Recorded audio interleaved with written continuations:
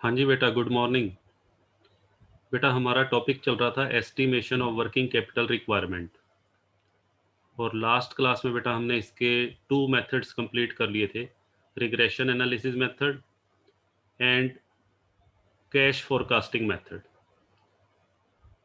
और उससे पहले बेटा एक मेथड हम पहले भी कर चुके हैं, परसेंटेज ऑफ सेल्स मेथड। अब तक टोटल मिला के estimation of working capital requirement के बेटा हमने 3 मेथड कंप्लीट कर लिए हैं। और आज की क्लास में बेटा हमने 4th मेथड स्टार्ट करना है, which is known as operating cycle method. Operating cycle method के भी बेटा हम 2 पार्ट्स हैं, इसको 2 पार्ट्स में डिवाइड किया गया है, कैश कॉस्ट अप्रोच और सेकंड बेटा है टोटल अप्रोच।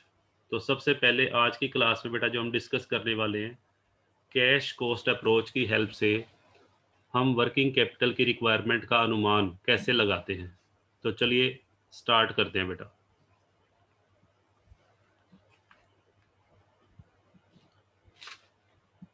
हाँ जी बेटा, सबसे पहले हम बात करते हैं ये कैश कॉस्ट अप्रोच है क्या। हाँ जी बेटा, ये अप्रोच क्या कहती है, इस अप्रोच में बेटा सिंपल सी बात कही गई है कि जब भी हम कॉस्ट कैलकुलेट करेंगे तो ओनली कैश एक्सपेंसेस को ट्रीट किया जाएगा, non cash expenses like depreciation, ठीक है, या अमोर्टाइजेशन ऑफ गुडविल, उनको बेटा हमने इग्नोर करना है। तो देखिए सबसे पहली बात क्या कहता है, under this approach the amount of working capital is estimated on the basis of cash cost. हाँ जी बेटा, अब कैश कॉस्ट का मीनिंग क्या है, कैश कॉस्ट का मतलब है बेटा only cash expenses will be considered, the non-cash expenses like depreciation और amortization of goodwill या amortization of intangible assets, उनको बेटा हमने एक्सक्लूड करना है। क्यों एक्सक्लूड करना है, क्योंकि उनसे बेटा कैश का आउटफ्लो नहीं होता। ऐसे खर्चे जिनसे कैश का आउटफ्लो होगा, केवल उन्हीं खर्चों को ही हमने कंसीडर करना है। कौन सी अप्रोच के अंदर, कैश कॉस्ट अप्रोच के अंदर, ठीक है। while calculating the cost of work in progress, cost of production या cost of goods sold या total cost, ठीक है। अब आगे बढ़ते हैं। हाँ जी बेटा, इस मेथड की खास बात क्या रहेगी, जो हमारे डेटर्स हैं, डेटर्स का संबंध बेटा वैसे तो किससे होता है, सेल से। डेटर का जो रिलेशन होता है that is related to selling price, क्योंकि डेटर्स को जो हम बेटा सामान बेचते हैं वो बेटा किस पे सेल करते हैं, प्रॉफिट पे सेल करते हैं। Cost plus profit is equal to selling price. But ये मेथड क्या कहता है, कैश कॉस्ट अप्रोच, ये मेथड कहता है कि जो डेटर्स की हम कैलकुलेशन करेंगे वो भी किसके ऊपर करेंगे, cash cost of good sold पे, ठीक है जी। Cash cost of good sold including selling and distribution expenses. हाँ जी, सेलिंग एंड डिस्ट्रीब्यूशन भी इसमें ऐड होंगे, वो अभी आगे मैं एग्जांपल लूंगा तो आपको सारा क्लियर करूंगा इसका क्या मतलब है। यहाँ पर बेटा ध्यान ये रखना है, प्रॉफिट्स को इग्नोर करना है। डेटर्स की कैलकुलेशन करते हुए आपको प्रॉफिट्स को नहीं लेना।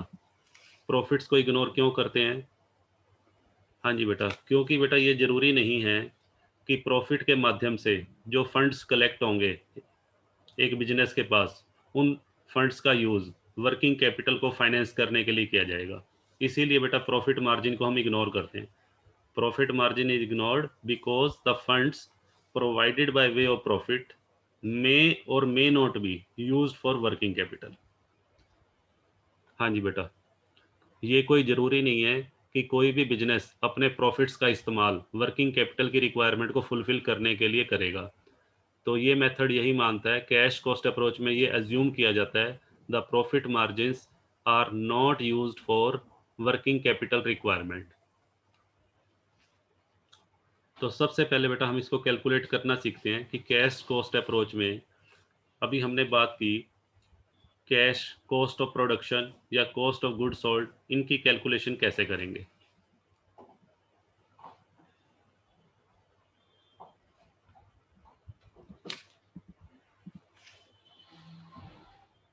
हाँ जी बेटा, देखिए एक बेटा सम लेते हैं, इस सम की हेल्प से हम बेटा सारी चीज़ें कैलकुलेट करेंगे। देखिए क्या कहता है बेटा इस सम में, इस सम की स्टेटमेंट को पढ़िए। सबसे पहले आपसे पूछा क्या बेटा, प्राइम कॉस्ट कैलकुलेट करनी है आपको। प्राइम कॉस्ट के अलावा, हाँ जी बेटा, factory cost, cash cost of production, cash cost of goods sold and the total cost. हाँ जी बेटा।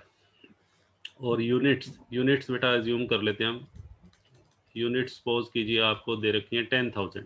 10,000 यूनिट्स के लिए आपने ये सारी चीज़ें कैलकुलेट करनी है। तो सबसे पहले बेटा हम क्या करेंगे, देखिए सबसे पहले हम ले लेते हैं रॉ मटेरियल। हाँ जी बेटा, सबसे पहले रॉ मटेरियल। रॉ मटेरियल यहाँ बेटा लिख लेता हूँ मैं पार्टिकुलर्स, यहाँ बेटा पर यूनिट, और यहाँ टोटल। ठीक है, तो सबसे पहले बेटा हम ले लेते हैं रॉ मटेरियल को। तो रॉ मटेरियल का जो बेटा रेट दिया हुआ है ₹5 पर यूनिट है, ₹5 पर यूनिट। और यूनिट हमने कितनी प्रोड्यूस करनी है, 10,000। तो यहाँ बेटा 50,000 आ गया। रॉ मटेरियल के बाद बेटा हम क्या ऐड करेंगे, वेजेस। वेजेस का रेट बेटा दिया हुआ है ₹4। ठीक है, तो ₹4 बेटा वेजेस का रेट है, और नंबर ऑफ यूनिट 10,000 है, तो वेजेस पे कितना पैसा खर्च होगा, 40,000। हाँ जी बेटा, फिर बेटा बात करते हैं, इन दोनों का टोटल करते हैं। डायरेक्ट एक्सपेंसेस बेटा है नहीं, डायरेक्ट एक्सपेंसेस नील। तो इन तीनों का बेटा टोटल कर लेते हैं। इन तीनों का टोटल बेटा आ रहा है 9, और यहाँ बेटा आ रहा है 90,000। हाँ जी बेटा, ये हमारी क्या हो गई, ये बेटा हमारी आ गई प्राइम कॉस्ट। तो इसे बेटा मैं डिफरेंट कलर से लिख देता हूँ, प्राइम कॉस्ट। प्राइम कॉस्ट में बेटा हम क्या ऐड करेंगे, प्राइम कॉस्ट के अंदर बेटा हम ऐड करते हैं फैक्ट्री ओवरहेड। अब ध्यान क्या रखना है, यहाँ पर जो हम ये जो स्टेटमेंट बना रहे हैं, वो किस के बेस पे बना रहे हैं, कैश कॉस्ट बेसिस पर। हाँ जी बेटा, ये हम किस बेस पे बना रहे हैं, कैश कॉस्ट अप्रोच। तो आपको ध्यान क्या रखना है, यहाँ पे फैक्ट्री ओवरहेड जब ऐड करोगे, तो फैक्ट्री ओवरहेड बेटा वैसे तो ₹3 है, बट उसके अंदर ₹1 बेटा डेप्रीशिएशन का इंक्लूड है। तो डेप्रीशिएशन कैसा एक्सपेंस है, डेप्रीशिएशन तो नॉन कैश में आता है, डेप्रीशिएशन से कैश का आउटफ्लो तो होता ही नहीं। तो इसको बेटा इग्नोर कर दो, 3 में से ₹1 को इग्नोर करेंगे तो ₹2 बेटा बचेंगे। तो ₹2 हम यहाँ फैक्ट्री ओवरहेड में दिखाएंगे, और 2 इंटू 10,000, 20,000 बेटा यहाँ आ जाएगा। ये बेटा हमने ऐड कर लिया 11, और ये बेटा हो गया 110। ये बेटा हमारा क्या आ गया, फैक्ट्री कॉस्ट। इसे हम बोलेंगे फैक्ट्री कॉस्ट। हाँ जी बेटा, उसके बाद अब आगे चलते हैं। हाँ जी बेटा, फैक्ट्री कॉस्ट के बाद हमें बेटा क्या करना होता है, ऐड। उसके बाद बेटा ऑफिस ओवरहेड या एडमिनिस्ट्रेशन ओवरहेड। एडमिनिस्ट्रेशन ओवरहेड का रेट बेटा दिया हुआ है ₹1। तो 1 बेटा यहाँ ऐड कर देंगे, और 10,000 इंटू 1, 10,000 बेटा यहाँ आ जाएगा। तो ये बेटा हमारा हो गया 12, और ये बेटा हो गया 120। इसे बेटा हम बोलेंगे cost of production. This is known as cost of production और ऑफिस कॉस्ट। हाँ जी, इसके बाद क्या होगा, इसके बाद हम बेटा ऐड करते हैं opening stock of finished good. Cost of production के बाद बेटा ओपनिंग ऐड होता है, और क्लोजिंग माइनस। ओपनिंग स्टॉक इस क्वेश्चन में है नहीं, उसको हम छोड़ देंगे, और क्लोजिंग भी बेटा नहीं है, तो लेस क्लोजिंग।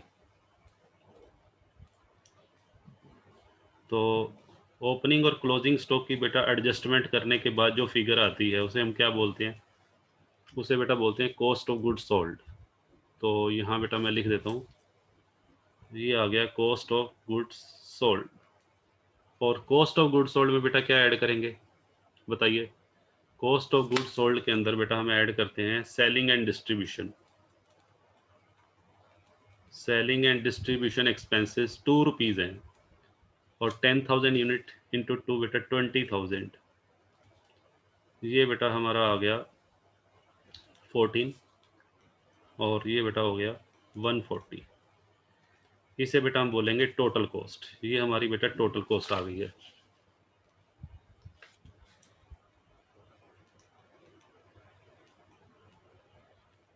हाँ जी बेटा, ये जो मैंने कॉस्ट शीट बनाई है ये बेटा कौन से बेसिस पर है, कैश कॉस्ट बेसिस पर। इसमें हमने डेप्रिसिएशन जो नॉन कैश एक्सपेंस था उसको इग्नोर किया। अब जब हम करंट एसेट्स का एस्टीमेट लगाएंगे, करंट एसेट्स का मतलब रॉ मटेरियल का एस्टीमेट लगाएंगे, रॉ मटेरियल का स्टॉक कितना है, वर्क इन प्रोग्रेस का स्टॉक कितना है, उसके लिए बेटा हम क्या यूज करेंगे, सुनिए ध्यान से। जब हमें रॉ मटेरियल का एस्टीमेट लगाना होगा, हाँ जी बेटा, जब हम करंट एसेट्स की कैलकुलेशन करेंगे तो रॉ मटेरियल का जो अमाउंट है या रेट है ये बेटा किसके लिए यूज होगा, ये यूज होगा स्टॉक ऑफ रॉ मटेरियल निकालने के लिए। जब हम रॉ मटेरियल का स्टॉक निकालेंगे उसके उस फॉर्मूले में बेटा हम इसका इस्तेमाल करेंगे, ठीक है। और जब हमें बेटा फिनिश्ड गुड का स्टॉक निकालना है, फिनिश्ड गुड का स्टॉक निकालते हुए आपको क्या ध्यान रखना है, फिनिश्ड गुड का जो स्टॉक निकलेगा बेटा वो निकलेगा on the basis of cost of production, cash cost of production. ये कैश कॉस्ट है, ये भी कैश, और ये बेटा, तो यहाँ पे ध्यान रखिएगा जब हम फिनिश्ड गुड का स्टॉक निकाल लेंगे, फिनिश्ड गुड के स्टॉक में cash cost of production use की जाएगी। यहाँ मैं लिख देता हूँ स्टॉक ऑफ फिनिश्ड गुड्स, उस पर्पज के लिए बेटा हम ये फिगर यूज करेंगे, ठीक है, या ये कह लीजिए। और यहाँ पे रॉ मटेरियल के लिए बेटा पर यूनिट की बात करें तो इसका इस्तेमाल करेंगे और टोटल 50,000। हाँ जी बेटा, उसके बाद देखिए अगर मान लीजिए मुझे कई बार बेटा स्टॉक ऑफ फिनिश्ड गुड निकालने के लिए जनरली कॉस्ट ऑफ प्रोडक्शन का इस्तेमाल होता है, but stock of finished good निकालने के लिए आपको फैक्ट्री कॉस्ट का यूज करने के लिए भी कह सकता है। आपको ये कह सकता है कि फिनिश्ड गुड के स्टॉक की वैल्यूएशन फैक्ट्री कॉस्ट पे करिए, तो हमें बेटा फिर फैक्ट्री कॉस्ट को यूज करना पड़ेगा। चलिए फिर बेटा डेटर्स, डेटर्स की जो कैलकुलेशन होगी ध्यान से सुनिएगा, डेटर की कैलकुलेशन बेटा इस अमाउंट पे होगी, टोटल कॉस्ट पे, टोटल कैश कॉस्ट। डेटर्स की कैलकुलेशन बेटा हम इस अमाउंट पे करेंगे, ठीक है जी। तो कैसे करना है बेटा यूज, चलिए आगे चलते हैं हम, इसको बेटा मैं क्लियर कर रहा हूँ। देखिए तो बेटा जब हम वर्किंग कैपिटल की रिक्वायरमेंट का अनुमान लगाते हैं तो हमें एक स्टेटमेंट बनानी होती है, उस स्टेटमेंट का फॉर्मेट कैसा होगा। देखिए सबसे पहले बेटा आपने क्या करना है, एक स्टेटमेंट बनाएंगे जिसमें आप लिखेंगे पार्टिकुलर्स, फिर कंप्यूटेशन और फिर अमाउंट। तो सबसे पहले बेटा करंट एसेट्स आप दिखाएंगे।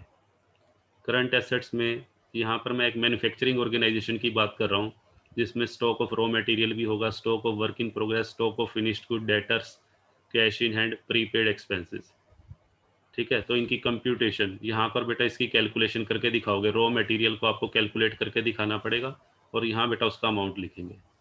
तो मान लेते हैं आपकी करंट एसेट्स बेटा टोटल आ गई, मैं एज्यूम कर रहा हूँ कि आपकी करंट एसेट्स 5 लाख की आ गई, 5 लाख की तो बेटा आपकी करंट एसेट्स है, ठीक है। और करंट लायबिलिटीज, हाँ जी बेटा अब बात करते हैं करंट लायबिलिटीज। ये बेटा आपकी करंट लायबिलिटीज हो गई। सपोज कीजिए आपकी करंट लायबिलिटीज का जो टोटल है वो बेटा 3 लाख है, 5 लाख रुपीज़ की तो बेटा करंट एसेट्स थी और करंट लायबिलिटीज जिसको हम बी से रिप्रेजेंट कर लेंगे, बी का टोटल वो है 3 लाख। और वर्किंग कैपिटल बेटा क्या होगी, 5 लाख माइनस 3 लाख, ए माइनस बी, ए माइनस बी का मतलब 5 लाख रुपीज़ की तो बेटा करंट एसेट्स थी आपकी, 3 लाख रुपीज़ की करंट लायबिलिटी, तो 2 लाख रुपीज़ बेटा आपकी वर्किंग कैपिटल की रिक्वायरमेंट आ गई, ठीक है। अब वर्किंग कैपिटल की रिक्वायरमेंट में हम एक चीज़ और ऐड करेंगे, सेफ्टी मार्जिन। एक बेटा मैंने आपको करवाया था कुशन वर्किंग कैपिटल, कुशन या मार्जिन सेफ्टी वर्किंग कैपिटल। हाँ जी बेटा कुशन वर्किंग कैपिटल या इसका एक नाम और भी होता है रिजर्व वर्किंग कैपिटल। हाँ जी बेटा ये किस लिए रखी जाती है, सेफ्टी मार्जिन क्यों ऐड करते हैं, हाँ जी बेटा फॉर एक्स्ट्रा सपोर्ट। हाँ जी बेटा आपकी गाड़ी के अंदर बेटा, गाड़ी के अंदर सीट लगी हुई है फिर भी आप कुशन का इस्तेमाल करते हैं, किस लिए, ताकि आपकी कमर को एक्स्ट्रा सपोर्ट मिल सके, ठीक है, आप और आरामदायक तरीके से कार में बैठ सको। तो वो क्या है, एक एक्स्ट्रा सपोर्ट है। ऐसे ही बिजनेस के अंदर वैसे तो बेटा वर्किंग कैपिटल की रिक्वायरमेंट 2 लाख से काम चल जाएगा, बट हम फिर भी ये चाहते हैं, फिर भी बेटा हम सेफ्टी चाहते हैं कि हमें ज़रूरत पड़ने पर हो सकता है कोई एक्स्ट्रा सपोर्ट की ज़रूरत पड़ जाए। ठीक है, एक्स्ट्रा सपोर्ट की ज़रूरत पड़ती है फॉर कंटिजेंसीज, जब कोई अचानक मिस हैपनिंग हो जाए या बिजनेस के अंदर कोई अपॉर्चुनिटी आ जाए जिसको एंजॉय करना हो, तो वहाँ पे बेटा कैश की ज़रूरत पड़ सकती है, तो इसलिए हम सेफ्टी मार्जिन ऐड करते हैं। तो सपोज कीजिए सेफ्टी मार्जिन हमने ऐड करना है, जनरली इसकी परसेंटेज दी होगी, मान लीजिए 15% दिया हुआ है safety margin, 15% of working capital, तो हम 2 लाख का 15% बेटा 30,000 पे ऐड कर देंगे, तो हमारी टोटल वर्किंग कैपिटल रिक्वायरमेंट आ जाएगी 2,30,000। ये बेटा हमारा फाइनल आंसर आ जाएगा। अब बेटा आपको सीखना क्या है, सीखना ये है कि करंट एसेट्स और करंट लायबिलिटीज़ उनकी कैलकुलेशन करेंगे। मेन प्रॉब्लम क्या आएगी भाई, करंट एसेट्स का एस्टीमेट कैसे लगाना है और करंट लायबिलिटीज़ की वैल्यू का एस्टीमेट कैसे लगाना है। तो चलिए आगे चलते हैं। हाँ जी बेटा, सबसे पहले हम एस्टीमेट लगाना सीखेंगे करंट एसेट्स का। हाँ जी बेटा, ये हमारी बेटा करंट एसेट्स हैं। तो करंट एसेट्स में भी बेटा 1 बाय 1 हम लेंगे, सभी एसेट्स का इकट्ठा ट्रीटमेंट नहीं सीखेंगे, 1 बाय 1। सबसे पहले बेटा मैं चर्चा करूंगा रॉ मटेरियल का स्टॉक कैसे निकालेंगे। ध्यान से सुनिएगा, रॉ मटेरियल का स्टॉक निकालने के लिए, हाँ जी बेटा, रॉ मटेरियल का जब आप स्टॉक कैलकुलेट करेंगे तो उसके लिए आपको क्या क्या चाहिए, उसके लिए बेटा जो फॉर्मूला इस्तेमाल होगा, पहले वो फॉर्मूला लिख देता हूँ मैं। Estimated cost of raw material, estimated cost of raw material to be consumed during the year।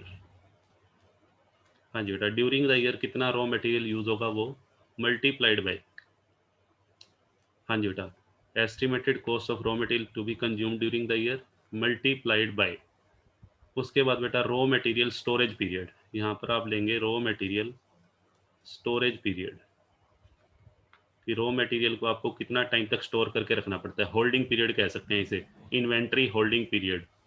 और डिवाइडेड बाय बेटा अगर मंथ्स में निकालना है तो 12 लेंगे, और अगर बेटा ईयर डेज में निकालना है तो 365। ठीक है, देखिए इसका मतलब समझते हैं, इसका मीनिंग क्या है इस फॉर्मूले का, इस फॉर्मूले को अच्छी तरह से बेटा हम समझते हैं। जैसे मान लीजिए, सपोज कीजिए बेटा मैंने पूरे साल में 1 लाख यूनिट बनानी है, मेरा जो ऑर्गेनाइजेशन है उसकी पूरे साल में 1 लाख यूनिट्स उसने बनानी है, मैन्युफैक्चर करनी है, और एक यूनिट बनाने पर, हाँ जी बेटा, एक यूनिट बनाने पर सपोज कीजिए 5 रुपीज़ का रॉ मटेरियल लगता है, रॉ मटेरियल जो पर यूनिट है वो बेटा ₹5 है। तो पूरे साल में बेटा कोई कितना रॉ मटेरियल लगेगा, 1 लाख यूनिट अगर मुझे बनानी है और एक यूनिट पे 5 रुपये का रॉ मटेरियल लगता है, तो पूरे साल में रॉ मटेरियल के ऊपर कितना खर्चा आने की संभावना है, 5 लाख। ये है एस्टीमेट। ये बेटा कैसे आएगा, estimated cost of raw material कैसे निकलेगा, estimated number of units to be produced multiplied by raw material. ठीक है, तो ये हमने कर दिया, मल्टीप्लाइड बाय, अब रॉ मटेरियल स्टोरेज पीरियड बेटा दिया होगा, पूरे साल में 5 लाख का रॉ मटेरियल यूज होना है। ठीक है, और मान लीजिए रॉ मटेरियल जो आप स्टोर करके रखते हो, हाँ जी बेटा, वो कितना स्टोर के करके रखते हो, 3 मंथ्स, उसका स्टोरेज पीरियड 3 मंथ्स दिया हुआ है, तो 3 डिवाइडेड बाय 12, हाँ जी बेटा, मंथ्स में दिया हुआ है तो नीचे 12 लेंगे, इसको बेटा कैलकुलेट करेंगे, 1,25,000 रुपये बेटा आ जाएगा, 5 लाख रुपीज़ का 1/4, यानी कि मुझे 1,25,000 रुपये का रॉ मटेरियल का स्टॉक मेंटेन करके रखना पड़ेगा। देखो सिंपल सी बात है बेटा, पूरे साल में आप 5 लाख रुपए का रॉ मटेरियल यूज करोगे, पूरे साल की रिक्वायरमेंट 5 लाख है, और रॉ मटेरियल जो आप स्टोर में रखते हो वो 3 मंथ्स की रिक्वायरमेंट के बराबर, आपको स्टोर में जो रॉ मटेरियल स्टॉक करके रखना है वो 3 महीने की रिक्वायरमेंट के बराबर रखना है, तो 3 महीने की रिक्वायरमेंट निकाल लो, 5 लाख रुपये अगर पूरे साल में आप यूज करोगे तो 3 महीने का 1,25,000 रुपये का बेटा आपको स्टॉक मेंटेन करके रखना पड़ेगा। ठीक है बेटा, जैसे ये 1,25,000 पे आपका रॉ मटेरियल 3 महीने चल जाएगा, 3 महीने के बाद फिर ऑर्डर दे दो, तो इस तरीके से साल में बेटा आपको 4 बार ऑर्डर देना पड़ेगा, क्योंकि आपकी रिक्वायरमेंट 5 लाख रुपीज़ की। तो ये इस तरीके से निकलेगा, ये फॉर्मूला रहेगा बेटा। देखिए इसको बेटा हम एक एग्जांपल से कर दें कि रॉ मटेरियल का स्टॉक कैसे निकालना है।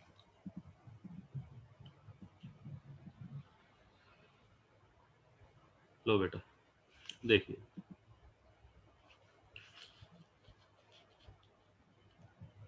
हाँ जी बेटा, क्या कहता है यहाँ पर, एक कंपनी है, उसका बेटा बजटेड प्रोडक्शन 60,000 का है, 60,000 यूनिट्स उसको बनानी है, और रॉ मटेरियल कितना है, ₹5 पर यूनिट, और स्टोरेज पीरियड बेटा 2 मंथ्स है, और हमें क्या कैलकुलेट करना है, स्टॉक ऑफ रॉ मटेरियल। तो बेटा कैसे कैलकुलेट करेंगे देखिए, तो इसका फॉर्मूला पहले लिखिए। स्टॉक ऑफ रॉ मटेरियल का बेटा फॉर्मूला क्या होता है, stock of raw material is equal to estimated cost of raw material to be used multiplied by inventory holding period या स्टॉक होल्डिंग पीरियड और डिवाइडेड बाय 12। हाँ जी बेटा, ये फॉर्मूला है। यहाँ पे एस्टिमेटेड वर्ड और लगा लेंगे, एस्टिमेटेड कॉस्ट। अब estimated cost of raw material बेटा कैसे निकलेगा, देखो 60,000 यूनिट है और एक यूनिट को बनाने में 5 रुपये का बेटा रॉ मटेरियल लगेगा। तो 60,000 यूनिट, एक यूनिट को बनाने में 5 रुपये का रॉ मटेरियल लगेगा, तो टोटल बेटा रॉ मटेरियल कितने का खर्च हो गया, साल के अंदर रॉ मटेरियल का खर्चा हो गया 3 लाख, और मल्टीप्लाइड बाय आपको कितने महीने की रिक्वायरमेंट के बराबर स्टॉक रखना है, 2 मंथ्स की रिक्वायरमेंट, स्टोरेज पीरियड आपका 2 मंथ्स है, यानी कि जो भी रॉ मटेरियल आप परचेज करते हो वो 2 मंथ्स के अंदर बेटा कंज्यूम हो जाता है। तो 2 महीने का बेटा स्टॉक कितना बनेगा, ये निकाल लीजिए। ये बेटा बनेगा 3 लाख डिवाइडेड बाय 6, ₹50,000। ये बेटा हमारा स्टॉक आ गया, स्टॉक ऑफ रॉ मटेरियल। एक बेटा एग्जांपल और लेते हैं ऐसा ही।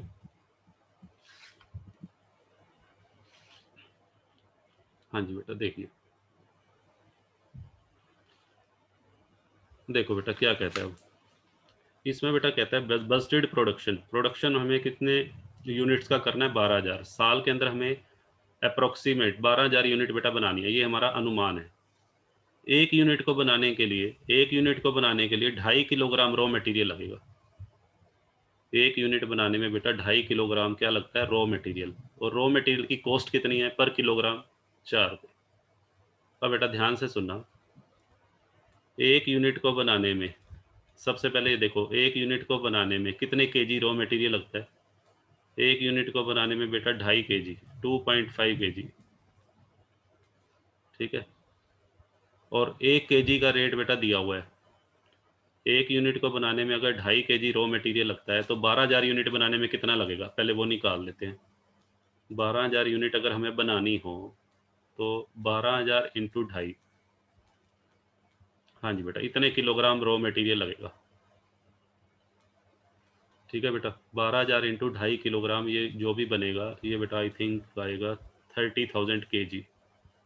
एक यूनिट बनाने में अगर 2.5 किलोग्राम यूज होता है तो 12,000 यूनिट बनाने में बेटा 30,000 केजी रॉ मटेरियल यूज होगा।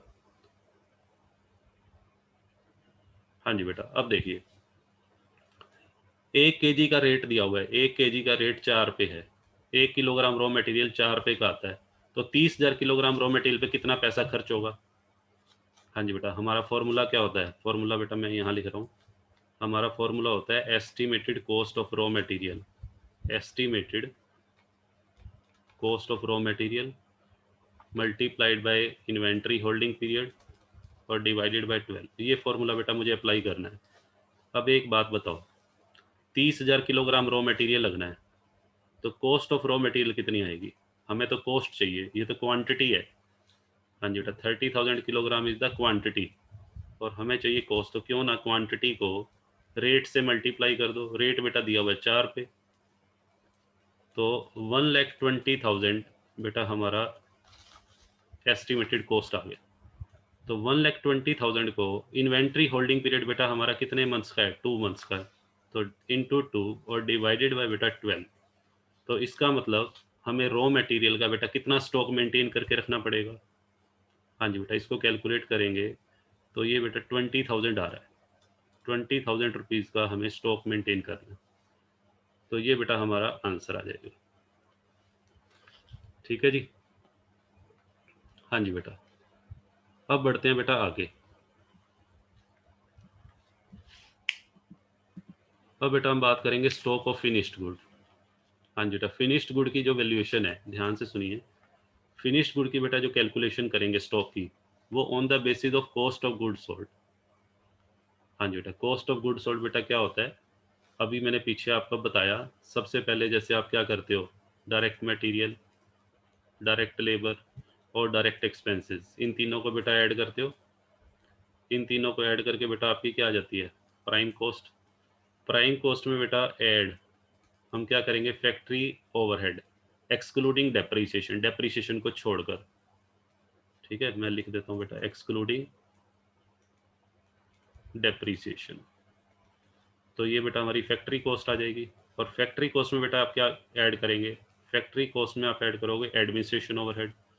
एडमिनिस्ट्रेशन ओवरहेड ऐड करके बेटा आपकी कॉस्ट ऑफ प्रोडक्शन आ जाती है। ठीक है, अब सुनिए यहाँ पर ध्यान से। और कॉस्ट ऑफ प्रोडक्शन में, हाँ जी बेटा, कॉस्ट ऑफ प्रोडक्शन में हम क्या करते हैं, हाँ जी बेटा देखिए यहाँ पर अब हमें क्या निकालना है, हमें निकालना है स्टॉक ऑफ फिनिश्ड गुड। तो स्टॉक ऑफ फिनिश्ड गुड की वैल्यूएशन बेटा किस पे करेंगे, सुनिए। जनरली जो हम स्टॉक की कैलकुलेशन करते हैं वो करते हैं बेटा कॉस्ट ऑफ प्रोडक्शन। यहाँ ठीक कर लीजिएगा, ये गलत लिखा गया है, कॉस्ट ऑफ प्रोडक्शन। हाँ जी बेटा, स्टॉक ऑफ फिनिश्ड गुड, ध्यान से सुनना बेटा, फिनिश्ड गुड का जो स्टॉक है उसकी वैल्यूएशन हम करते हैं कॉस्ट ऑफ प्रोडक्शन पे। ठीक है, बट अगर क्वेश्चन के अंदर बेटा मेंशन है कि हमें जो वैल्यूएशन करनी है वो किस पे करनी है, फैक्ट्री कॉस्ट पे। अगर हमें क्वेश्चन में ये कह रखा है कि वैल्यूएशन किस पे करेंगे, फैक्ट्री, तो फिर बेटा हम इस पे कैलकुलेशन करेंगे। फॉर्मूला क्या लगेगा, अगर मान लीजिए ऑन फैक्ट्री कॉस्ट करते हैं, अगर ऑन फैक्ट्री कॉस्ट हमें निकालना है तो उस केस में बेटा फॉर्मूला ये लगेगा, stock of finished good. Stock of finished good के लिए बेटा फॉर्मूला यूज करेंगे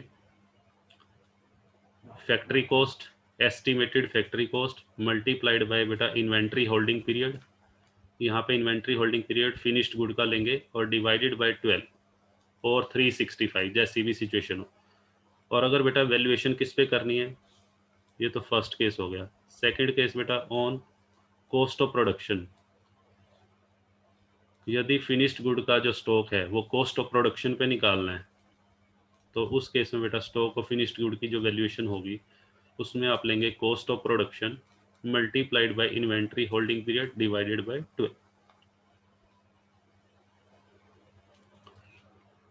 हाँ जी बेटा, इस तरीके से आपको करना है। और अगर क्वेश्चन के अंदर बेटा कोई भी इंफॉर्मेशन नहीं दे रखी, कुछ भी नहीं कह रखा, तो आपने हमेशा जो कैलकुलेशन है वो किस पे करनी है, हमेशा वैल्यूएशन बेटा कॉस्ट ऑफ प्रोडक्शन पे। अब इसको एक एग्जांपल से समझते हैं।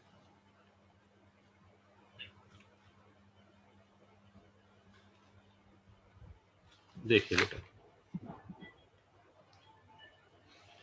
हाँ जी बेटा, ये सम है। इस सम में बेटा क्या कहता है, देखिए।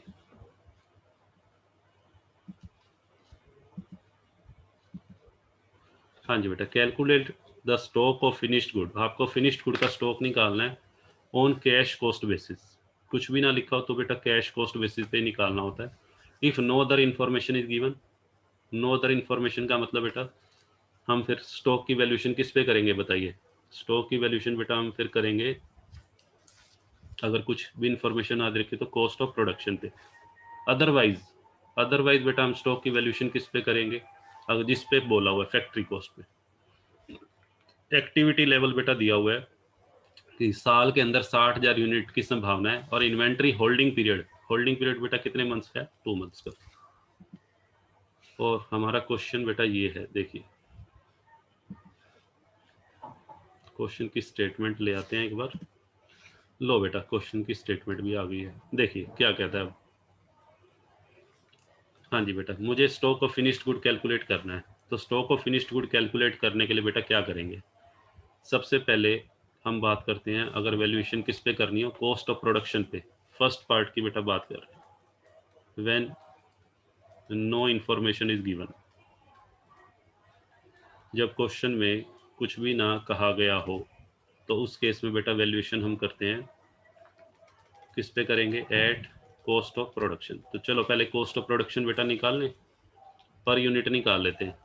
कैसे निकालते हैं कॉस्ट ऑफ प्रोडक्शन, देखिए रॉ मटेरियल 5 रुपीज़, हाँ जी बेटा वेजिस, वेजिस बेटा है 4 rupees, factory overhead excluding depreciation बेटा 2 रुपीज़, 3 माइनस 1, हाँ जी बेटा ये हमारी बेटा पहले 5 और 4 को ऐड करके 9 तो प्राइम कॉस्ट आ गई, और 2 11, 11 तो बेटा फैक्ट्री कॉस्ट आ गई।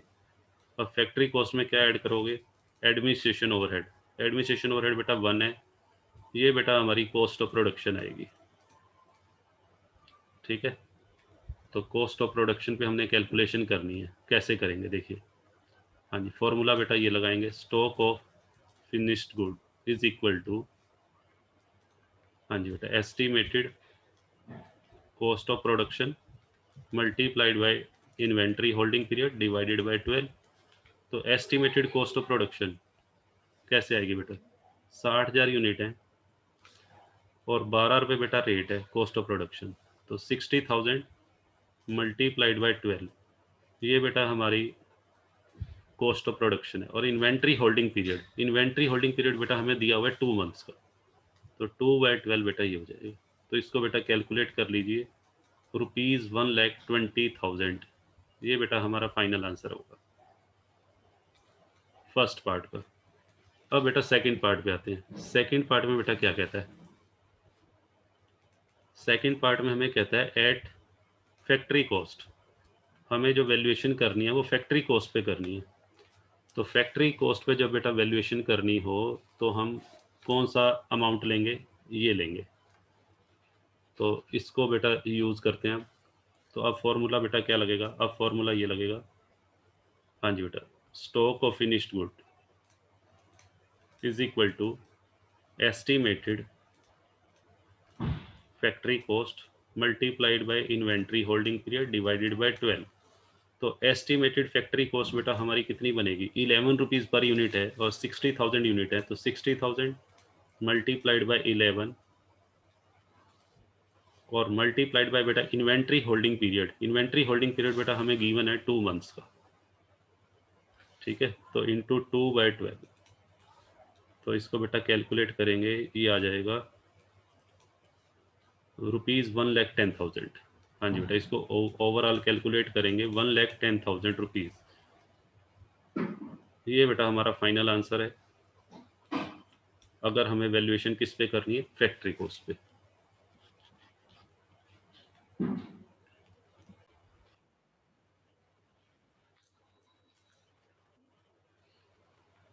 ये बेटा आप वर्किंग नोट में दिखाओगे, ये जो पार्ट है फैक्ट्री कॉस्ट और कॉस्ट ऑफ प्रोडक्शन जो आपने निकाली है बेटा, ये वर्किंग नोट में आप दिखाएंगे, और ये आपका आंसर हो गया फर्स्ट पार्ट का और ये सेकंड। चलिए आगे चलते हैं।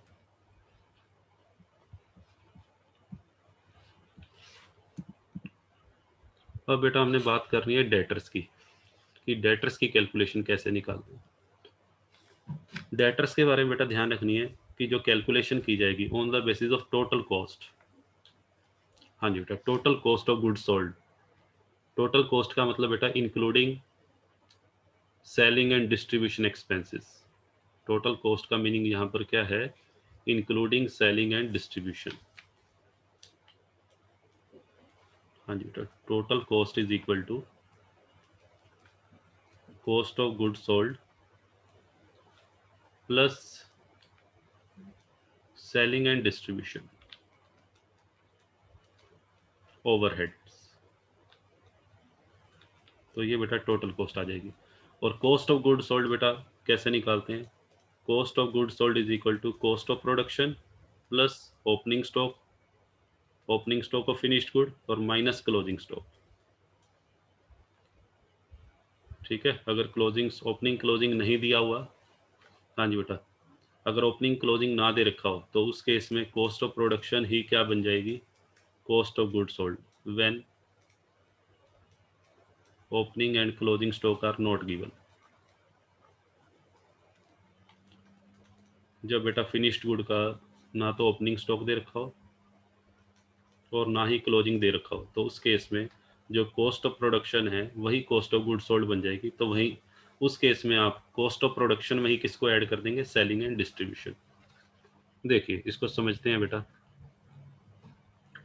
एक एग्जांपल लेते हैं इसके लिए हम।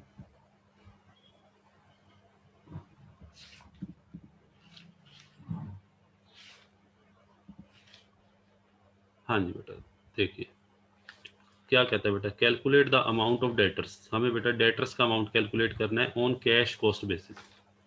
Credit period allowed to customer. जिन कस्टमर्स को बेटा हम उधार माल बेचते हैं उनको हम 2 महीने का समय देते हैं, ठीक है।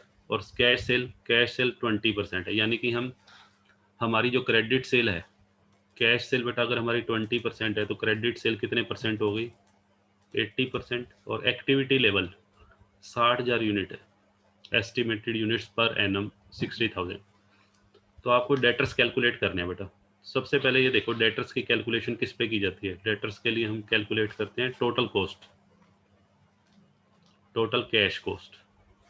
तो पहले टोटल कैश कॉस्ट बेटा निकाल लेंगे, ठीक है। उसके लिए आप क्या करोगे, वर्किंग नोट बनाओगे। वर्किंग नोट में क्या लिखेंगे, calculation of total cost, total cash cost. तो टोटल कैश कॉस्ट बेटा निकालेंगे, उसके बाद हम डेटर्स की कैलकुलेशन करेंगे। तो टोटल कैश कॉस्ट कैसे निकालते हैं, उसके लिए बेटा पहले क्या लिखेंगे आप, रॉ मटेरियल। रॉ मटेरियल बेटा आपको गिवन है, रॉ मटेरियल बेटा 5। फिर है बेटा लेबर या वेजेस, वेजेस बेटा आपकी हैं 4 रुपीज़। फिर बेटा फैक्ट्री ओवरहेड एक्सक्लूडिंग डेप्रीसिएशन 2। हाँ जी बेटा, तो ये तो 9 रुपीज़ प्राइम कॉस्ट और 2 रुपीज़ बेटा 11 फैक्ट्री कॉस्ट आ गई।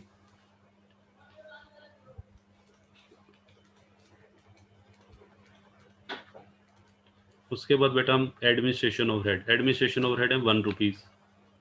तो ये बेटा हमारी कॉस्ट ऑफ प्रोडक्शन आ गई, ठीक है जी। तो कॉस्ट ऑफ प्रोडक्शन आने के बाद अब बेटा क्या करेंगे, add opening stock closing stock. Opening closing stock बेटा है ही नहीं, तो यही कॉस्ट ऑफ प्रोडक्शन ही हमारी क्या हो जाएगी, कॉस्ट ऑफ गुड सोल्ड। और फिर बेटा ऐड क्या कर देंगे, selling and distribution. Selling and distribution बेटा 2 रुपीज़ है। तो 14 रुपीज़ बेटा हमारी क्या आ गई, टोटल कॉस्ट। इसे हम बोलेंगे टोटल कॉस्ट ऑफ सेल। हाँ जी बेटा, टीसी लिख लेते हैं, चलिए टोटल कॉस्ट। तो आपको जो कैलकुलेशन करनी है वो इस अमाउंट पे करनी है। प्रॉफिट मार्जिन को बेटा इग्नोर करना है। हालांकि डेटर्स को जो भी हम सामान बेचते हैं बेटा वो प्रॉफिट मार्जिन पे बेचते हैं, बट मैंने आपको बताया था कि ये ज़रूरी नहीं है कि बिजनेस के अंदर जो प्रॉफिट मार्जिन होंगे उनको एज ए फंड यूज़ किया जाएगा for financing working capital requirement, ठीक है। वर्किंग कैपिटल की रिक्वायरमेंट के लिए प्रॉफिट्स का बेटा यूज़ किया भी जा सकता है और नहीं भी। तो इसीलिए हमने ये मान के कि प्रॉफिट का यूज़ वर्किंग कैपिटल के लिए नहीं किया जा रहा, और पर्पज़ के लिए और भी बहुत सारे बेटा काम है वर्किंग कैपिटल के अलावा जहाँ पर हमें फंड्स की ज़रूरत पड़ती है। तो प्रॉफिट्स का इस्तेमाल वर्किंग कैपिटल के लिए नहीं किया गया, ऐसा इस मेथड में अजम्पशन ली गई है।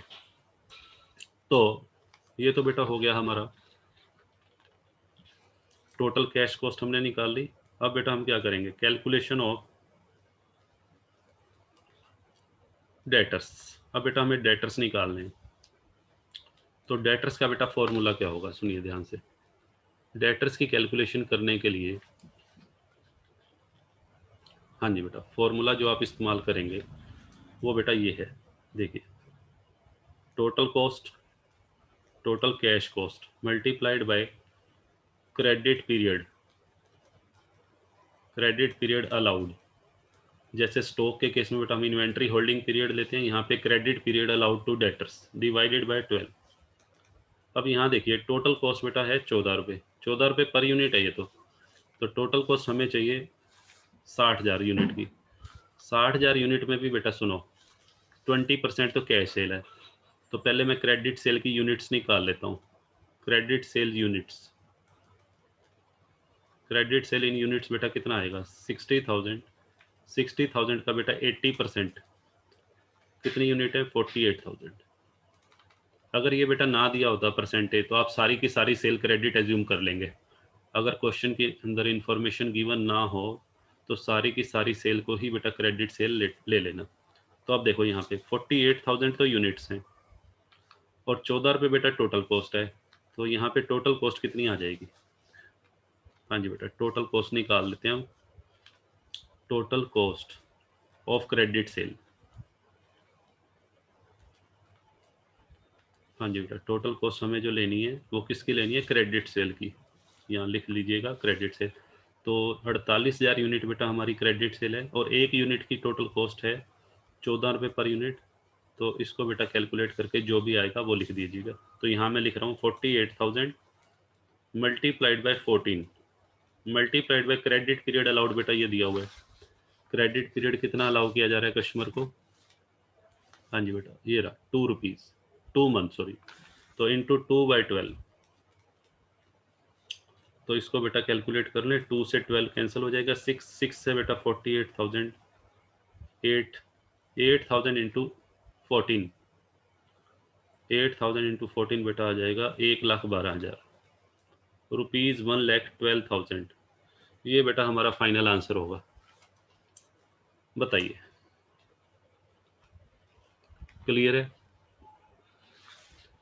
हाँ जी बेटा, क्लियर हो गया होगा, बहुत अच्छे से आपको समझा दिया है। चलिए अब बेटा हम आगे मूव करते हैं। Work in progress. हाँ जी बेटा, देखिए अब बेटा हमने बात करनी है कि वर्क इन प्रोग्रेस की वैल्यूएशन कैसे करते हैं। इसको बेटा ध्यान से समझिएगा, ये थोड़ा सा टिपिकल है वर्क इन प्रोग्रेस की कैलकुलेशन करना। हाँ जी बेटा, सबसे पहली बात, वर्क इन प्रोग्रेस की वैल्यूएशन करते समय बेटा आपको किस किस को लेना है? Raw material, wages, factory overhead. ठीक है, वर्क इन प्रोग्रेस की कैलकुलेशन का, वर्क इन प्रोग्रेस का मतलब बेटा क्या होता है? Semi finished good. ठीक है बेटा, ऐसी गुड्स जो प्रोडक्शन प्रोसेस में हैं और इनकम्प्लीट हैं, पूरी तरह से बन के तैयार नहीं हुई, उनको बेटा हम वर्क इन प्रोग्रेस बोलते हैं। अब ध्यान से सुनिएगा, वर्क इन प्रोग्रेस निकालते समय आपने बेटा एडमिनिस्ट्रेशन ओवरहेड, ऑफिस ओवरहेड और सेलिंग एंड डिस्ट्रीब्यूशन ओवरहेड को नहीं लेना। ना तो बेटा एडमिनिस्ट्रेशन ओवरहेड को लेना है, ना ही सेलिंग को। इनको क्यों नहीं लेते बेटा? क्योंकि यहाँ पे बात चल रही है फैक्ट्री का प्रोडक्शन प्रोसेस। फैक्ट्री का प्रोडक्शन प्रोसेस इनकम्प्लीट है, तो यहाँ पे खर्चे बेटा सिर्फ फैक्ट्री के ही लेंगे, क्योंकि प्रोडक्शन जो होता है वो हमेशा फैक्ट्री में होता है और ये गुड्स सेमी फिनिश्ड गुड्स हैं। तो ये बेटा जो फिनिश्ड गुड बन के तैयार होंगी, फैक्ट्री में ही बन के तैयार होंगी। तो यहाँ पर एडमिनिस्ट्रेटिव एक्सपेंसेस, ऑफिस के खर्चों का और सेलिंग एंड डिस्ट्रीब्यूशन एक्सपेंसेस का इनके साथ कोई संबंध नहीं है। तो वर्क इन प्रोग्रेस की वैल्यूएशन हम इसमें बेटा तीन चीज़ें लेते हैं: रॉ मटेरियल, वेजेस और फैक्ट्री। और साथ में बेटा हमें ये भी देखना पड़ेगा डिग्री ऑफ कंप्लीशन। साथ में बेटा हमें एक चीज़ और देखनी है कि हमारा जो प्रोडक्शन प्रोसेस है उसका डिग्री ऑफ कंप्लीशन कितना है। अब मान लीजिए बेटा सेमी फिनिश्ड गुड है, सेमी फिनिश्ड गुड हो सकता है वो 80% तैयार हो चुकी हो सकता है बेटा वो 50% तैयार हुई हैं, हो सकता है वो 60% तैयार हुई हैं। तो डिग्री ऑफ कंप्लीशन बेटा डिफरेंट डिफरेंट हो सकता है। तो क्वेश्चन के अंदर अगर डिग्री ऑफ कंप्लीशन दिया हो तो हम उसी का इस्तेमाल करेंगे, बट अगर डिग्री ऑफ कंप्लीशन ना दिया हो तो फिर हम क्या एज्यूम करते हैं? जनरली बेटा क्वेश्चन के अंदर डिग्री ऑफ कंप्लीशन नहीं दिया होता, तो उस केस में आपको क्या एज्यूम करना है? सुनिए, सबसे पहले रॉ मटेरियल के लिए, रॉ मटेरियल के लिए डिग्री ऑफ कंप्लीशन बेटा आपने 100% एज्यूम करनी है। यानी कि आपने ये मानना है कि रॉ मटेरियल प्रोडक्शन प्रोसेस के शुरू में ही इश्यू कर दिया जाता है। रॉ मटेरियल बेटा प्रोडक्शन प्रोसेस जब स्टार्ट होता है तो स्टार्टिंग होते ही रॉ मटेरियल को क्या कर दिया जाता है? इश्यू। ठीक है, रॉ मटेरियल आपने इश्यू कर दिया प्रोडक्शन प्रोसेस के बिगिनिंग में, कितने परसेंट? 100। और wages and manufacturing expenses, wages का खर्चा और जो जो जो बेटा फैक्ट्री के जो ओवरहेड होंगे या मैन्युफैक्चरिंग ओवरहेड, उनके बारे में क्या एज्यूम करना है? उनकी डिग्री ऑफ कंप्लीशन आपने बेटा 50% एज्यूम करनी है।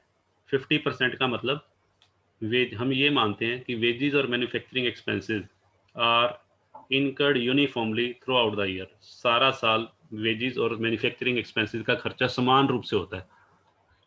ठीक है, तो डिग्री ऑफ कंप्लीशन जो है, आपने वेजेस और मैन्युफैक्चरिंग एक्सपेंसेस के लिए तो ये मानना है कि 50% खर्चा हुआ है और मटेरियल का 100%। तो इसका मतलब ये हुआ कि जब आप वर्क इन प्रोग्रेस की बेटा कैलकुलेशन करोगे तो उसके लिए फॉर्मूला क्या बनेगा।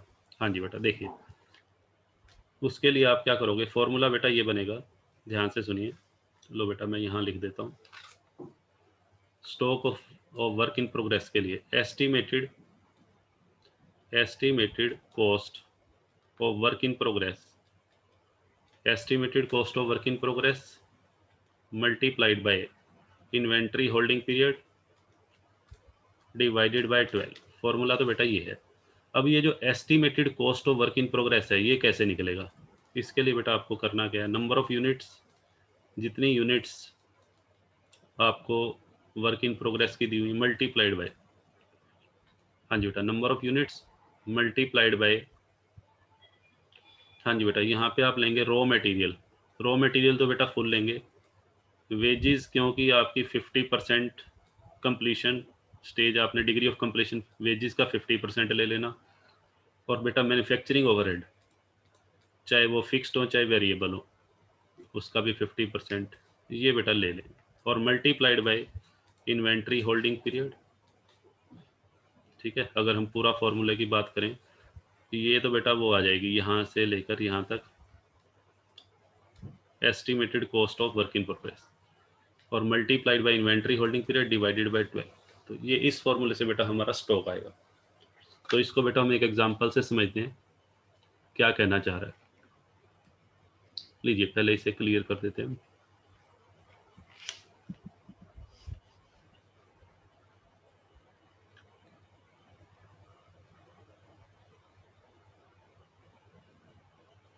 हाँ जी बेटा, इस सम को पढ़ते हैं। क्या कहता है बेटा, calculate the stock of work in progress. आपको स्टॉक निकालना है कौन से बेसिस पे, cash cost. Production cycle period बेटा आपको दिया हुआ है हाफ मंथ। ठीक है, वर्क इन प्रोग्रेस पीरियड कह लीजिए या production cycle. Production cycle period क्या होता है, the period between the purchase of raw material या from conversion of raw material to finished goods. Raw material to finished good में कन्वर्ट होने में जितना समय लगता है उसको बेटा हम बोलते हैं प्रोडक्शन साइकिल। एक्टिविटी लेवल बेटा वही है 60,000 यूनिट। डिग्री ऑफ कंप्लीशन, देखिए डिग्री ऑफ कंप्लीशन के बारे में बेटा क्या लिखा हुआ है, 50%। और सेकंड केस में डिग्री ऑफ कंप्लीशन मटेरियल की तो 80% है और कन्वर्जन कॉस्ट बेटा 60, if no other information is given. देखिए कैसे करेंगे।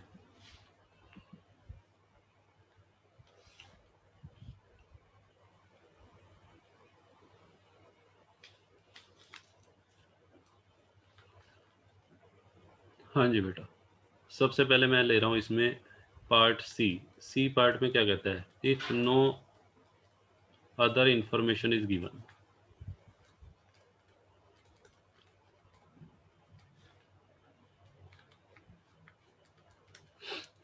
हाँ जी बेटा, देखिए कैसे निकालेंगे हम। अभी अभी मैंने आपको फॉर्मूला बताया, stock of work in progress. Work in progress का स्टॉक बेटा कैसे निकालना है, पहले लेना है बजटेड यूनिट्स,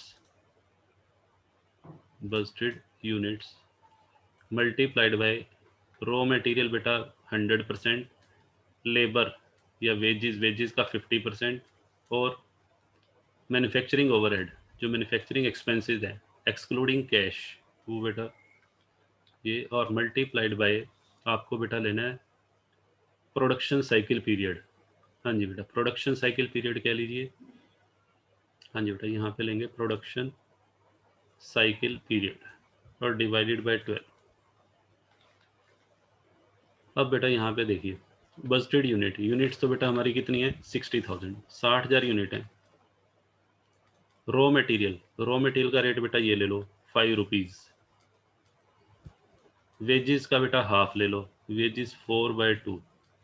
और मैन्युफैक्चरिंग ओवरहेड आपको देखने हैं एक्सक्लूडिंग डेप्रीसिएशन 2 रुपीज़, और into production cycle period 1/2 month divided by 12।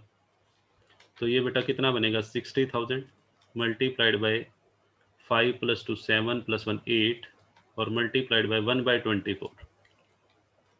हाँ जी बेटा, हाफ बाय 12 हो जाएगा। तो इससे बेटा ₹20,000 आ रहा है। ये बेटा हमारा स्टॉक आ गया वर्क इन प्रोग्रेस का। हाँ जी बेटा, अब लेते हैं बेटा केस नंबर बी।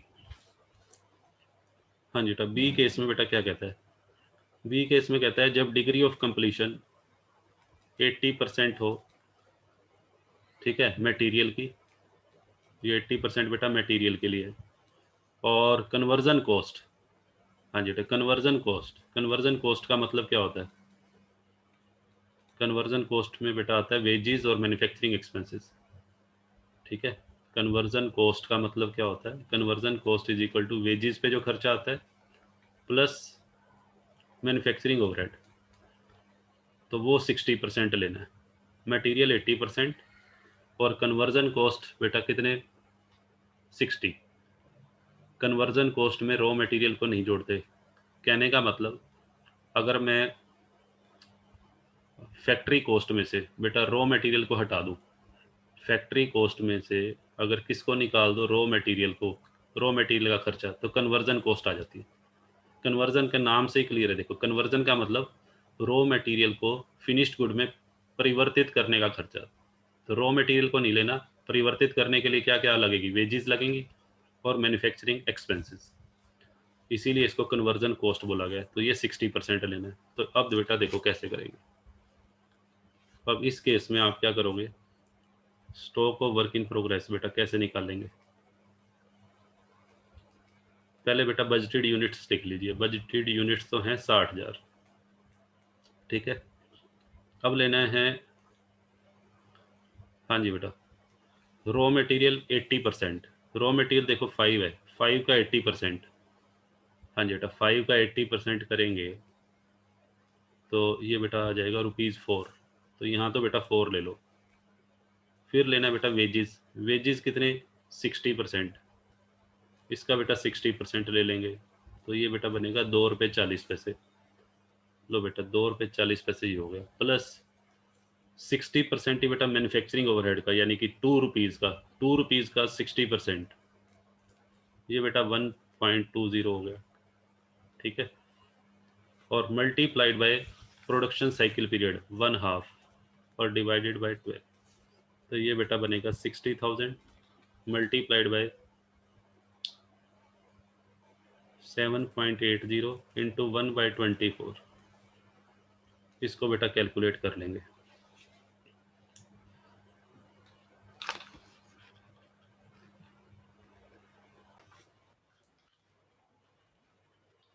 हाँ जी बेटा, ये हो जाएगा ₹19,000। ये बेटा आपका stock of work in progress आ गया।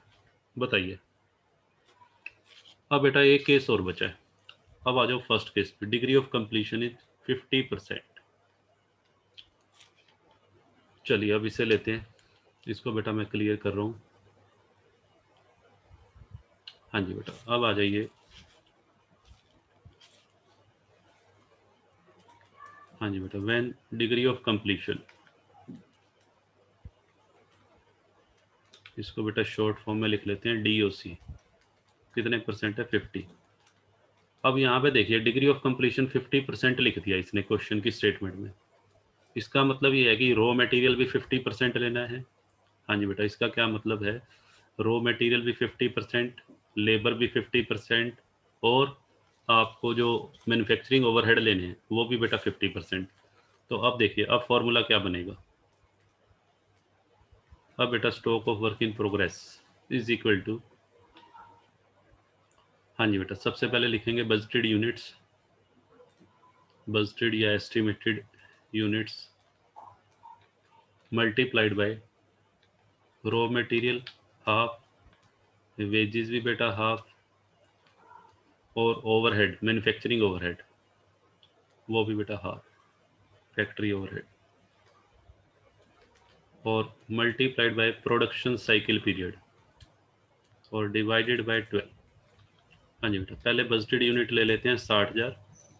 रॉ मटेरियल, रॉ मटेरियल बेटा 5 था, रॉ मटेरियल 5/2, वेजेस 4 थी 4/2, और फैक्ट्री ओवरहेड बेटा 2/2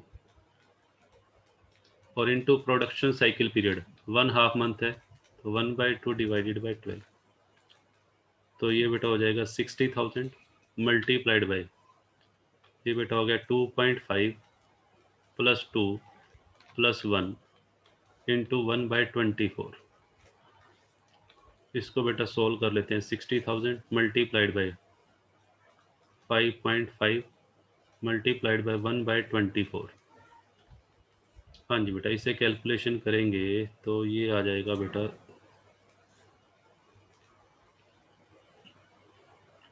ये बेटा बनेगा 55,000 डिवाइडेड बाय 4,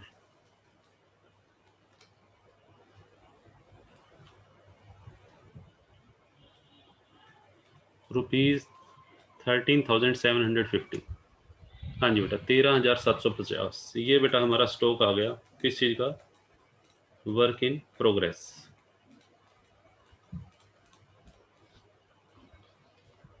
हाँ जी बेटा बताइए। इस तरीके से बेटा आपको कैलकुलेशंस करनी है। तो आज की क्लास में बेटा क्या क्या सीखा आपने? आज की क्लास में सीखा आपने कि कॉस्ट के जो वेरियस कंपोनेंट्स हैं वो कैसे कैलकुलेट होंगे, जैसे फैक्ट्री कॉस्ट कैसे कैलकुलेट हो गई, कैश कॉस्ट ऑफ प्रोडक्शन कैसे कैलकुलेट होगा, cash cost of goods sold और टोटल कॉस्ट। दूसरी बात आपने सीखी करंट एसेट्स का एस्टिमेशन कैसे लगाते हैं। करंट एसेट्स में आपने सीखा stock of raw material, stock of finished goods, debtors और वर्क इन प्रोग्रेस की बेटा कैलकुलेशन कैसे करते हैं। ठीक है, तो आज की क्लास को बेटा हम यही ओवर करते हैं और कल की क्लास में हम सीखेंगे बेटा कैलकुलेशन ऑफ करंट लायबिलिटीज, कि अगर हमें करंट लायबिलिटीज की कैलकुलेशन करनी हो तो वो कैसे करेंगे।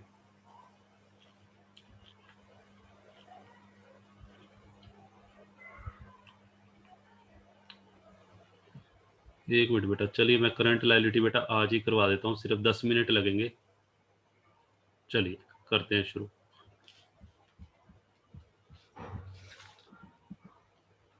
हाँ जी बेटा, अब हमने स्टार्ट करना है बेटा एस्टिमेशन ऑफ करंट लायबिलिटी। देखिए करंट लायबिलिटी का एस्टिमेशन कैसे लगाएंगे। हाँ जी बेटा, यहाँ पर मुझे निकालना है एक तो बेटा creditors, creditors for raw material, और एक बेटा आउटस्टैंडिंग एक्सपेंसेस।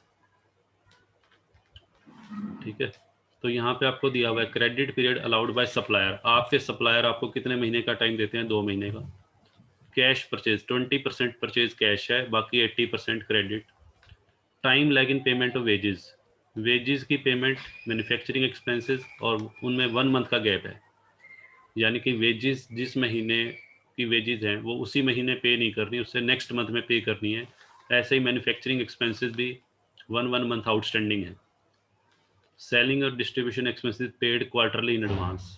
हाँ जी बेटा, यहाँ पर एक ये भी है प्री पेड एक्सपेंसेस, ये बेटा करंट एसेट का पार्ट भी है एक इसमें। चलिए कैसे करेंगे बेटा, बिल्कुल इजी है, देखिए।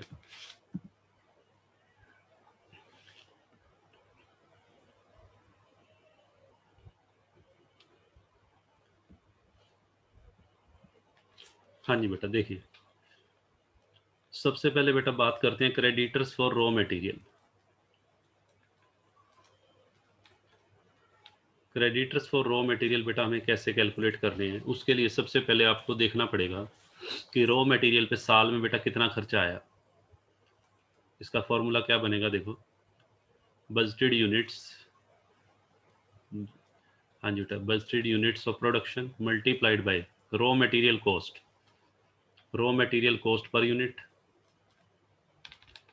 हाँ जी बेटा, और मल्टीप्लाइड बाय, हाँ जी बेटा, फिर आएगा credit period allowed by supplier, credit period allowed by supplier और डिवाइडेड बाय 12। ये देखिए आपकी जो यूनिट्स हैं, यूनिट बेटा वही है 60,000, एक्टिविटी लेवल क्वेश्चन में मिसिंग है, वही लिख लीजिए 60,000। Budgeted unit 60,000। हाँ जी बेटा, आर रॉ मटेरियल बेटा आपका कितना है, 5। अच्छा, यहाँ पर जो बजटेड यूनिट्स लेनी है, ध्यान से सुनो बेटा, बजटेड यूनिट जो आप लेंगे वो क्रेडिट परचेज की लेंगे। बजटेड यूनिट कौन सी लेनी है, क्रेडिट परचेज। तो यहाँ मैं ब्रैकेट में बेटा लिख देता हूँ क्रेडिट परचेज। तो क्रेडिट परचेज बेटा देखो कितनी है, 20% कैश परचेज है, तो क्रेडिट परचेज 80%। अब क्रेडिट परचेज की ही यूनिट क्यों ले रहे हैं, क्योंकि हम बेटा क्रेडिटर्स की बात कर रहे हैं। क्रेडिटर्स कभी भी कैश परचेज से नहीं बनते, क्रेडिटर हमेशा क्रेडिट परचेज से बनते हैं। तो 60,000 यूनिट है बेटा, 60,000 यूनिट का 80%, ये हमारी क्रेडिट परचेज आ गई। Multiplied by raw material. Raw material बेटा आपने कितने का खरीदा है, 5 रुपीज़ पर यूनिट। क्रेडिटर हमेशा रॉ मटेरियल से बनते हैं। क्रेडिटर का मतलब जो आपको रॉ मटेरियल सप्लाई करते हैं, उन सप्लायर की बात चल रही है। Credit period allowed by supplier 2 months. लो बेटा इसको कर लेते हैं, ये बनेगा बेटा 48,000 मल्टीप्लाइड बाय 5 इंटू 1/6, तो ये बेटा 40,000 आ जाएगा। क्रेडिटर्स हमारे 40,000 के। ये बेटा हमारा फर्स्ट पार्ट हो गया। क्रेडिटर्स के बाद बेटा फिर हम क्या निकालेंगे, क्रेडिटर के बाद बेटा हम निकालेंगे क्रेडिटर्स फॉर एक्सपेंसेस। हाँ जी बेटा, क्रेडिटर फॉर एक्सपेंसेस में सबसे पहले हम बेटा बात करते हैं कौन से एक्सपेंसेस की, वेजेस। सबसे पहले वेजेस की बात करते हैं, क्रेडिटर्स फॉर वेजेस। तो वेजेस बेटा देखो 4 रुपीज़ पर यूनिट है, तो 60,000 यूनिट है। पहले वेजेस का पूरे साल का खर्चा निकाल लो, 60,000 यूनिट इंटू 4, पूरे साल का एस्टिमेटेड जो वेजेस है वो 2,40,000 है। इसको बेटा मल्टीप्लाई कर देंगे टाइम लैग। टाइम लैग कितना दिया हुआ है, 1 मंथ, इंटू 1/12। तो बेटा वेजेस का जो खर्चा आ जाएगा 20,000। ये आउटस्टैंडिंग वेजेस आ गई। हाँ जी बेटा, आउटस्टैंडिंग वेजेस। अब बेटा बात करते हैं outstanding manufacturing expenses. Outstanding manufacturing expenses, तो यूनिट्स बेटा कितनी है, फिर से आ जाइए, 60,000 यूनिट है, ठीक है। और मैन्युफैक्चरिंग ओवरहेड 2 रुपीज़ है बेटा, तो इंटू 2 और इंटू 1/12, इसको बेटा कैलकुलेट करेंगे तो ₹10,000। उसके बाद बेटा outstanding administration expenses. Administrative expenses जो हैं 60,000 यूनिट, और एडमिनिस्ट्रेशन पे बेटा 1 रुपया खर्चा आता है पर यूनिट, मल्टीप्लाइड बाय 1 और मल्टीप्लाइड बाय बेटा 1/12। टाइम लैग वही है, तो ये बेटा ₹5,000।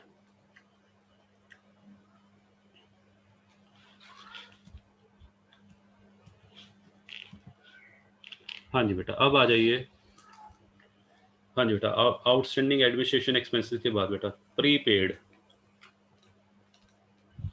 हाँ जी बेटा, एक करंट एसेट का पार्ट आ गया प्रीपेड।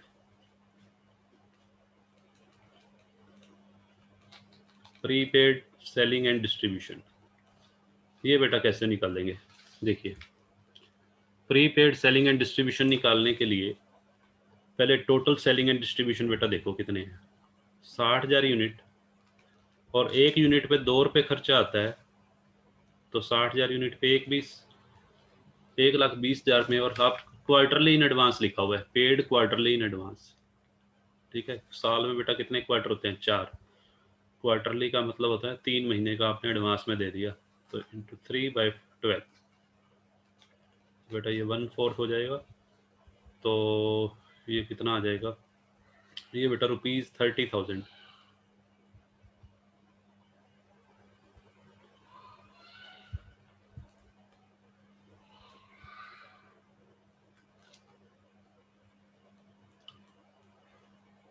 ये बेटा हमारा प्रीपेड एक्सपेंस आ जाएगा। हाँ जी बेटा बताइए, क्लियर है।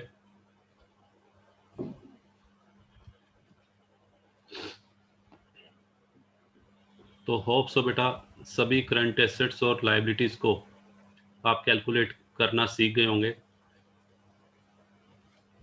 तो आज की क्लास को बेटा यहीं ओवर करते हैं।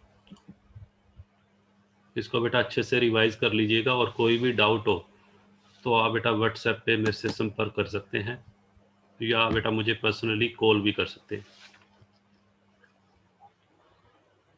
चलिए बाय बाय।